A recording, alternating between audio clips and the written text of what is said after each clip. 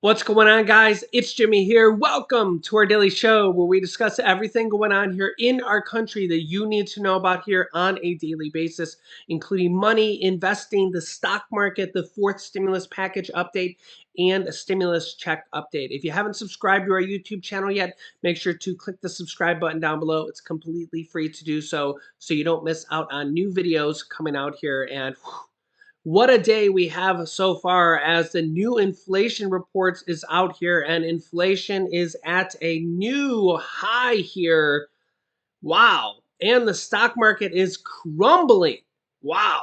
Yeah, so the new May inflation numbers just came out here today, and 8.6% is what the inflation for the United States is running at right now. This is a new high here. This is the highest that we have seen for inflation since December 1981. Wow. Core inflation, excluding food and energy, is at 6%. So that shows you that really inflation is the highest and the hardest at for food and gas prices. And no surprise there. No surprise there. Yeah, you can see here surging food, gas, and energy prices all contributed to the gain, with fuel oil and gas up 106% over the past year. Yeah, it's basically doubled in price. Wow. Shelter costs, rent, which comprise about 1/3 of CPI, rose at the fastest 12-month pace in 31 years. This is what's hitting everybody the hardest here, guys.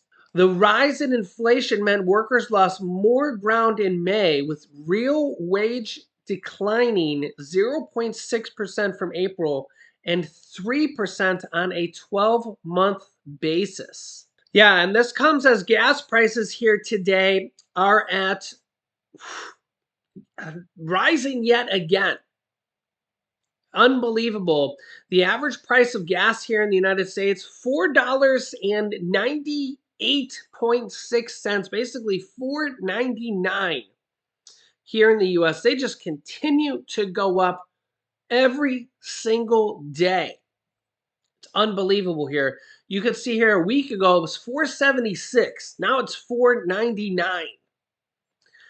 That's a rise of, what is that, 22, 23 cents in 1 week? Oh my goodness. And diesel is on the rise here significantly as well. Diesel at 5.75. A week ago it was 5.58, as if that wasn't high enough.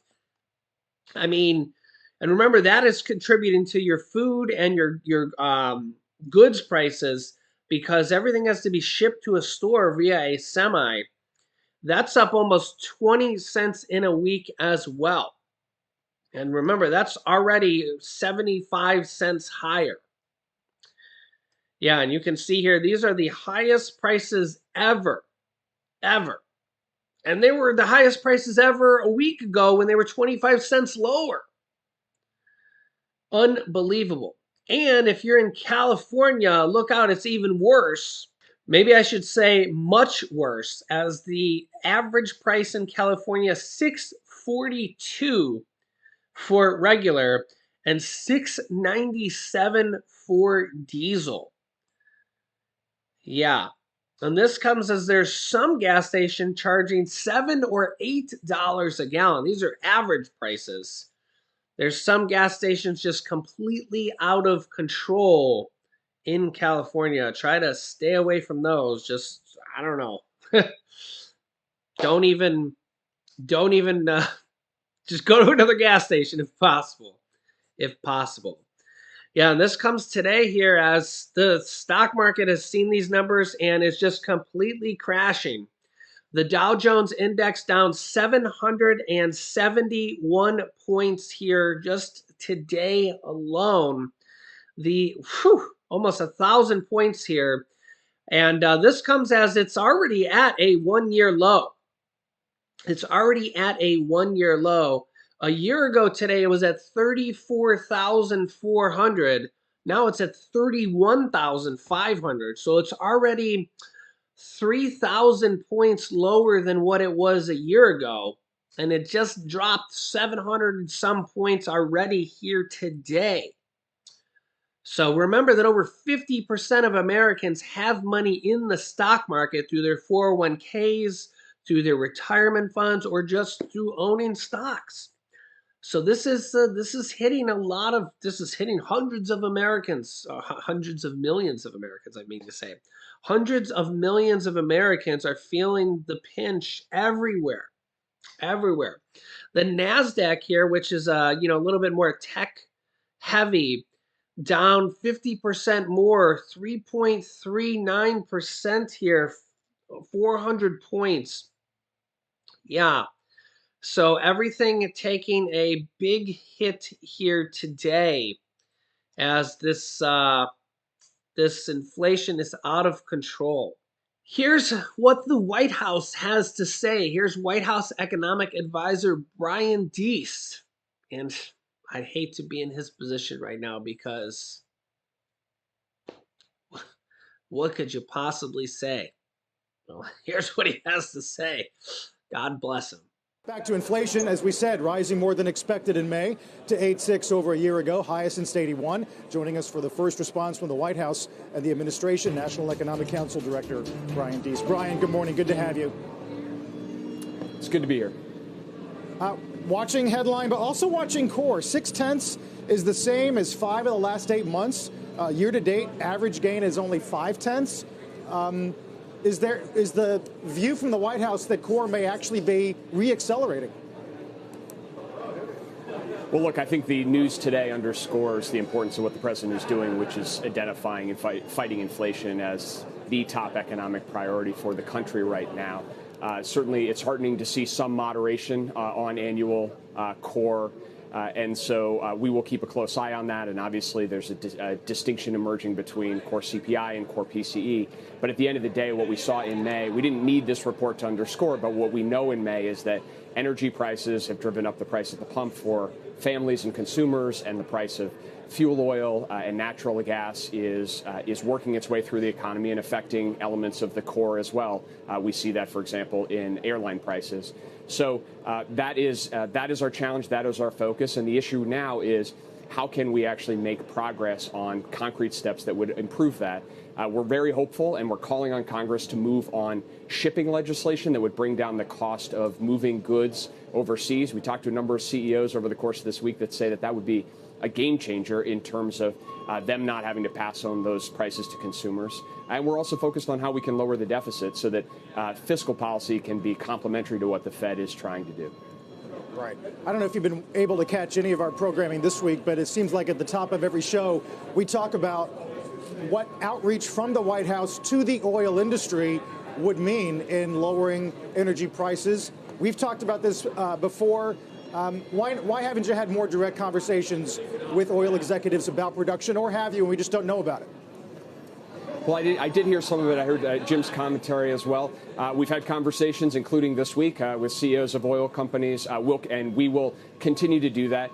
Look, we operate in a market, a global oil market, and then a market for refined product as well. And there's a very strong market incentive right now.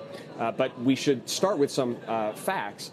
Highest natural gas production in the United States ever happening right now under President Biden. We're about to hit the highest oil production levels ever under President Biden. We have real challenges, and part of it is that the oil industry, the refinery industry, took 800 million barrels a day of refinery capacity offline before this president took office during the pandemic. And so right now we are short refinery capacity because of those decisions. Those decisions were decisions made by those companies as fiduciaries. And now we need to work on what we can do to actually get more capacity and more product onto the market. But I want to be very clear.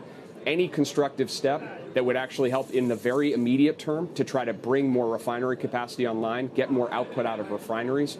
We have put that request directly to companies. We'll continue to do so. If there's any practical step from the government's perspective, we stand ready to do that.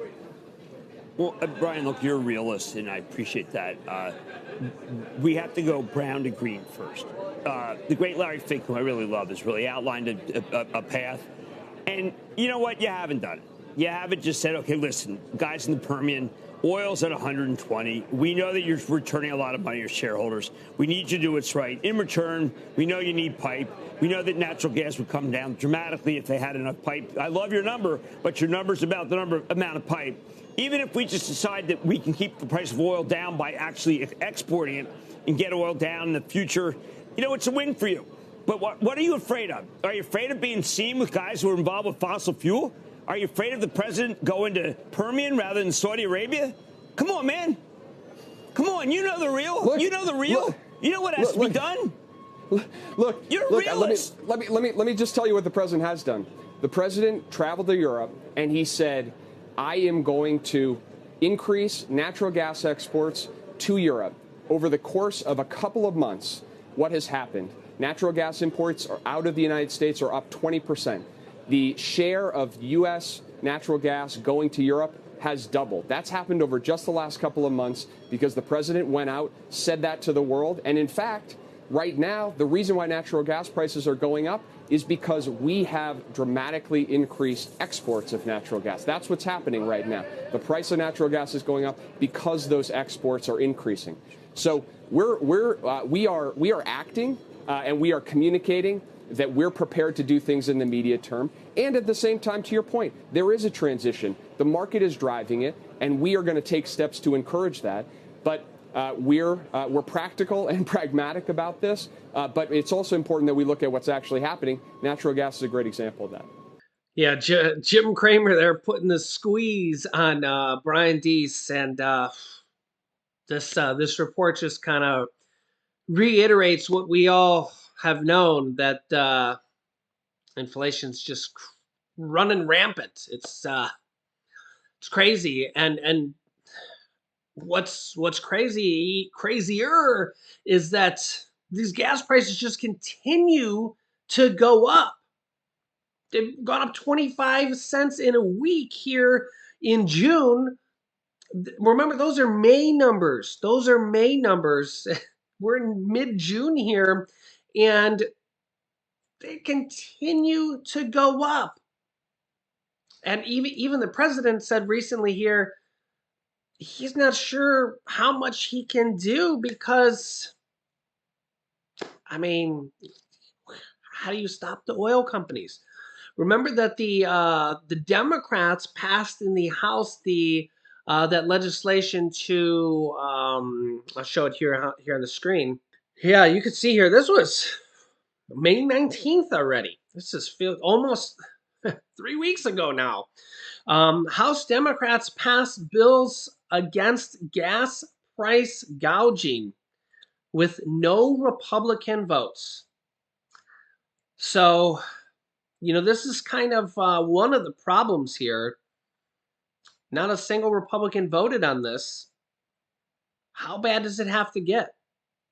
How bad does it have to get? Other countries are passing this. The United Kingdom, they didn't allow this. So look here, that was May 19th, right? Literally just a week later, this is from Reuters. United Kingdom passes 25, well, imposes, but they passed it here. I can show you another article. 25%, yeah, imposes, passed, they passed it. 25% energy windfall tax to help households as bills surged. Yeah, here's another article here. UK slaps one-off tax on oil and gas giants to ease the pain on soaring household bills. So they're taxing these oil and gas companies and redistributing it to the people. And this is an idea that the U.S. has, and the Democrats, but the Republicans would have to go along with it unless they pass it through the reconciliation process. But I mean, the Republicans don't want to go along with it. I don't know if this is one of those deals where, like, oh, the elections are coming up. Let's make everybody see that voting for the Democrats is terrible. Is that their strategy, or are they getting? I, I, I don't know. You tell me. You tell me in the comments here. Um, the question here is that how do we? I mean, other countries are literally doing something. Okay, and remember, a lot of other countries have even higher gas prices than us. I've shown you that here on our channel. But how do we stop this? How do we stop this? How do we stop gas prices and oil prices from continuing to go up 25 cents per week? Or do we just let it continue to happen? Look at this. Here's an article from 6 months ago from December. This is before gas prices got really, really bad. Okay. Oil companies' profits soared to $174 billion this year as gas prices started to rise. Yeah. And get this, the five oil giants have amassed 300% more in profits this year than they did this time last year. This is now here 2022.